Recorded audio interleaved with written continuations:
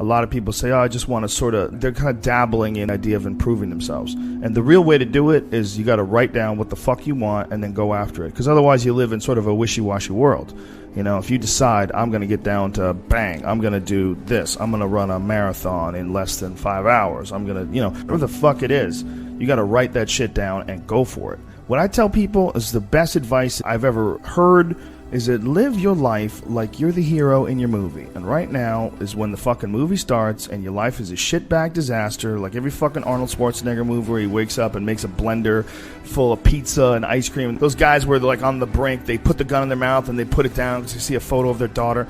Pretend that's you. Pretend you are, right now, you're in the part of the movie that starts and it shows you as a fucking loser. And just decide not to be a loser anymore. Live your life like there's a documentary crew following you around and you are analyzing your own behavior. Do what you would want to do so that your kids one day would look back at it and see that documentary and look on it with pride. Like, wow, my dad was a bad motherfucker. He really did what he had to do. Wow, my mom really got her shit together. I love a success story, but even more than a success story, I like a dude who fucks his life up and then gets it back together again story. Those are my favorite stories.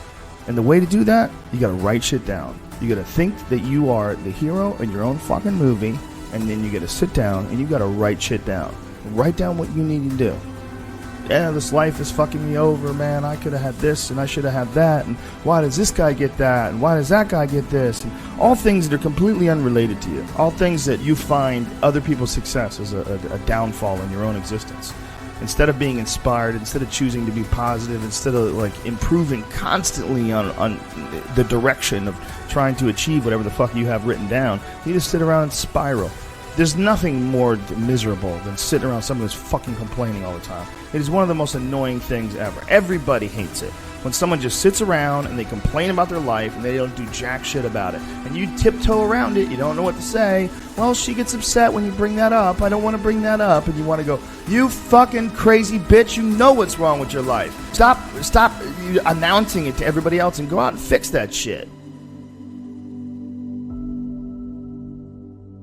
I think that there's a lot of people out there that think somehow or another you're going to get to some place where you're living in silk sheets and you're getting your toes done while someone's dropping grapes into your mouth.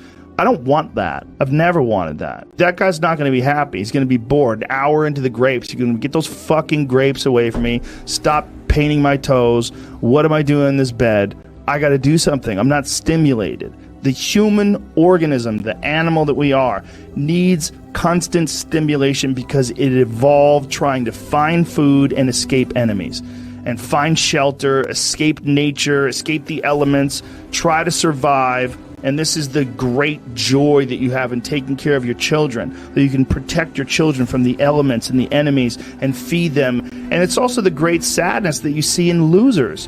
When I see a loser, I see some guy who's 43 years old, lives in his parents' basement, and he fucking hates the world. I'm like, that was a baby. Man, this is a baby that somebody just gave shitty nutrients to, whether it's nutrients in the form of food or in the form of thoughts and ideas and examples, and this kid developed these horrible self-defeating patterns of behavior that have led them to this point where they're this middle-aged person with no future and no idea of how to get out of this rut and probably never will escape it and might just wind up sucking on a gun. This is the world that we live in today, and I think part of that world is because we have been fed this line of horseshit that you're supposed to seek comfort. And I don't think you are. I think you're supposed to seek lessons, and you're supposed to seek difficult tasks and accomplishments, and through those things and through doing things that are hard to do, even if it's just a fucking 90-minute hot yoga class.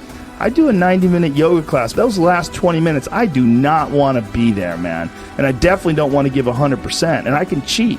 But if I don't, and I get through it, when that time is up and the lady says namaste and everybody gets up, I'm like, fuck, man, I made it. I lost 15 pounds. My fucking yoga mat is drenched to the point where I could literally wring it out and fill a jug up with water.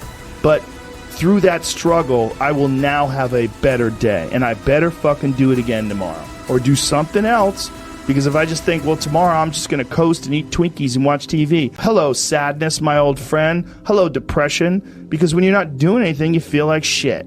And that's just a part of being a human being. And we can pretend that we're something other than what we really are. And we can pretend, nah, me, man, I'm just cool, just chilling, doing nothing. Bullshit. You're a fucking human. You're a human being. You evolved from the hundreds of thousands of years of hunters and gatherers and people that were struggling. Human reward systems are carved deeply into your DNA. And if you don't respect that, if you don't respect the mechanism of happiness and fulfillment and what you really need to do in order to feel satisfied in life, camaraderie, love, family, friendship, struggle, testing yourself, learning, all those things are imperative. They're all a giant part of being a person.